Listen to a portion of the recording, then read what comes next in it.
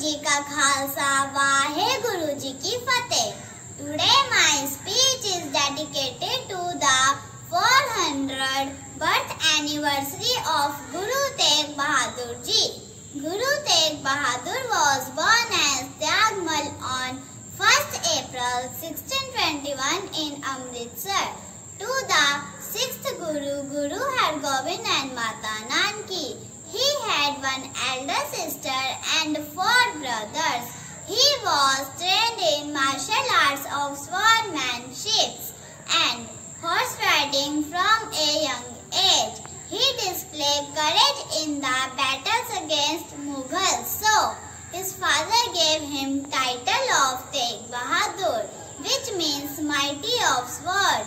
However, after one particularly bloody battle in 1634 at Kartarpur, he turned to the path of meditation.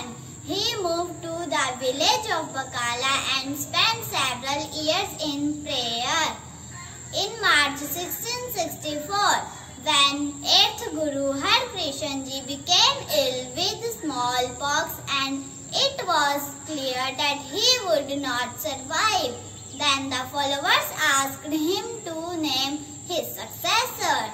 Too ill to speak properly, the child Guru could only say Baba Bakala before dying.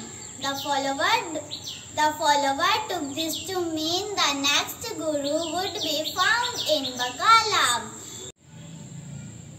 The Sikhs were puzzled and confused. Those days, a wealthy trader, Baba Makhan Shah Labana, had promised in the face of danger that he would give 500 gold coins. He went to Bakala in search of Guru. He offered 2 gold coins to each claimant. When he offered 2 gold coins, Guru Tegh Bahadur Ji, Guruji was smiled and said, "I thought you had promised 500 gold coins." The trader was overjoyed and quickly informed everyone by saying, "Guru Ladhore, Guru Ladhore."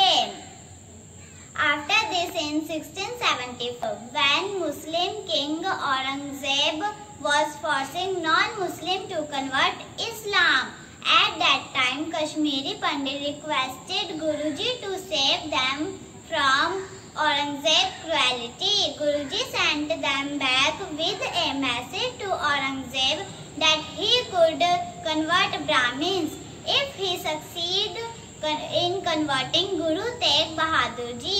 After few days, Guruji was arrested. Guruji refused to convert to Islam. Then on 24 November 1675, he was beheaded in Delhi at Chandni